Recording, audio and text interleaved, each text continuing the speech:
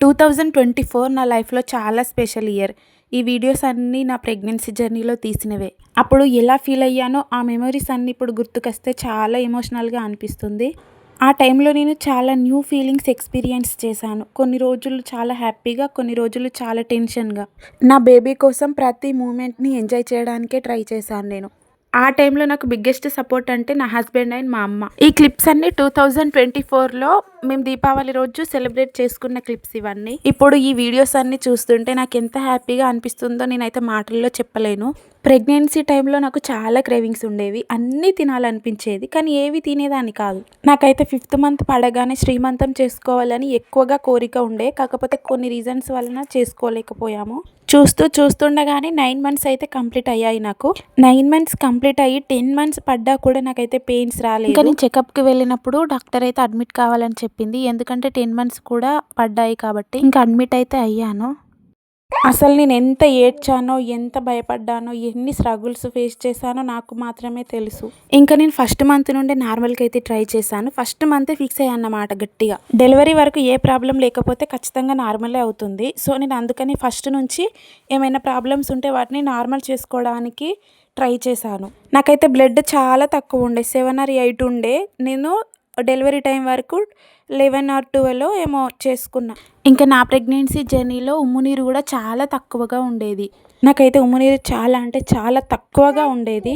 ఇంకా నాది మామూలు కష్టం కాదు. దాన్ని కూడా నేను 10 మంత్స్ వరకు నార్మల్ చేసేసాను. అన్నీ నార్మల్ చేశాను అంటున్నాను, కానీ ఎలా చేశానో చెప్పలేదు కదా. ఇప్పుడు చెప్తాను వినండి. ఫుడ్ టైంకి తినేదాన్ని, మెయిన్గా ప్రోటీన్ ఫుడ్ తినేదాన్ని, టైంకి పడుకునేదాన్ని. ఇంకా నైట్ అయితే డైలీ ఖచ్చితంగా 1 hour వాక్ అనేది చేసేదాన్ని. అంతేకాకుండా ఇంట్లో వర్క్స్ అన్నీ నేనే చేసుకునేదాన్ని. ఫిజికల్ యాక్టివిటీ కోసం కింద కూర్చునేదాన్ని, వంట చేసేదాన్ని, అన్ని పనులు నేనే చేసుకునేది. మా ఆయన ఉంటే మాత్రం ఖచ్చితంగా హెల్ప్ చేసేవాడు. తను డ్యూటీకి వెళ్ళకుండా ఇంటికాడ ఉన్న రోజు మాత్రం చాలా హెల్ప్ చేసేవాడు. నా ప్రెగ్నెన్సీ జర్నీలో మొత్తం కూడా అందరికంటే ఎక్కువగా నాకు హెల్ప్ చేసి, నాకు తోడుగా ఉండి, నన్ను అర్థం చేసుకుంది మాత్రం నా హస్బెండే. ఇంకా డెలివరీ టైం వరకు ఉమ్మునీరు కూడా నార్మల్ అయ్యింది. నేను ఎక్కువగా వర్క్ చేయడం వల్లనో ఏమో తెలియదు కానీ, నా హార్డ్ వర్క్కో ఏమో తెలియదు కానీ, డాక్టర్ అయితే నీకు నార్మల్ అయ్యే అవకాశాలు ఎక్కువగానే ఉన్నాయమ్మా అని అయితే చెప్పింది లాస్ట్ వరకు. నేను అనుకున్నట్లుగానే నార్మల్ అవుతానని చాలా హ్యాపీగా ఫీల్ అయ్యాను. కానీ ఎంతకీ పెయిన్స్ రాలేదు. డాక్టర్ని అయితే అడిగాను నేను, ఏం చేద్దాం మేడం అని.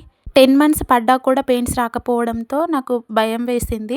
డాక్టర్ అయితే సి సెక్షన్ చేస్తా అని చెప్పింది. ఇంకా డాక్టర్ అయితే నన్ను అడిగింది, సి సెక్షన్ చేయాలా లేకపోతే పెయిన్స్ రావడానికి ఇంజెక్షన్స్ ఇవ్వాలా అని అయితే అడిగింది. 3 doses ఇస్తారు. అయినా కూడా పెయిన్స్ రాకపోతే ఇంకా ఖచ్చితంగా సి సెక్షనే చేస్తా అని చెప్పింది. నాకైతే డోసెస్ స్టార్ట్ చేశారు. ఫస్ట్ డోస్కి రాలేదు, సెకండ్ డోస్కి అయితే పెయిన్స్ వచ్చాయి. 24 hours పెయిన్స్ తీసాక నాకైతే నార్మల్ డెలివరీ అయ్యింది. ఆ పెయిన్స్ని నేను మాటల్లో చెప్పలేను. అసలు అది తట్టుకోలేము, మనం చనిపోతామేమో అనిపిస్తుంది, అంత ఘోరంగా ఉంటాయి. నా ప్రెగ్నెన్సీ జర్నీలో నేను కేవలం మీకు 20% మాత్రమే చెప్పాను. ఇంకా 80% చెప్తే ఇంకా ఘోరంగా ఉంటుంది. ఎన్ని స్ట్రగుల్స్ ఫేస్ చేశానో నాకు మాత్రమే తెలుసు. నేను ఫస్ట్ నుండి గట్టిగా నమ్మింది ఒకటే, నేను నా బిడ్డ ఇద్దరం హెల్తీగా బయటపడతామని నమ్మాను. అందుకే అంత ధైర్యంగా, అంత స్ట్రాంగ్గా నేను లాస్ట్ వరకు నిలబడగలిగాను. నార్మల్ డెలివరీతో హెల్తీ బేబీ, హెల్తీగా నేను అయితే బయటపడ్డాము. చెప్పాలంటే ఇంకా చాలా విషయాలు ఉన్నాయి, కానీ అవన్నీ చెప్పలేను కదా. అవన్నీ చెప్తే ఒక 3-4 లాంగ్ వీడియోసే అవుతాయి. సో అన్నీ చెప్పలేదు, ఒక 20% చెప్పాను మెయిన్వి. లైఫ్లో కొన్ని మూమెంట్స్ ఉంటాయి, అవి అసలు మనం ఎప్పటికీ మర్చిపోలేము. నా ప్రెగ్నెన్సీ జర్నీ కూడా అలాంటి ఒక బ్యూటిఫుల్ మెమొరీ అని చెప్పుకోవచ్చు. ఫైనల్లీ మా చిట్టి తల్లి మా లైఫ్లోకి వచ్చింది. ఆ మూమెంట్స్తో చాలా మా లైఫ్ అయితే మొత్తం మారిపోయింది. ఈ వీడియో చూస్తుంటే ఆ రోజులు మొత్తం గుర్తుకు వస్తున్నాయి. ఒక్కసారి నా చిట్టి తల్లి ఫేస్ చూడగానే నేను తీసిన 24 hours పెయిన్ మొత్తం మర్చిపోయాను. ఇంకా దేవుడి పాటలు వినేది, పాజిటివ్ మైండ్తో ఉండేది, అంతా మంచి జరుగుతుందని నమ్మేదాన్ని, స్ట్రాంగ్గా ఉండేదాన్ని. బ్యూటిఫుల్ జర్నీ కదా.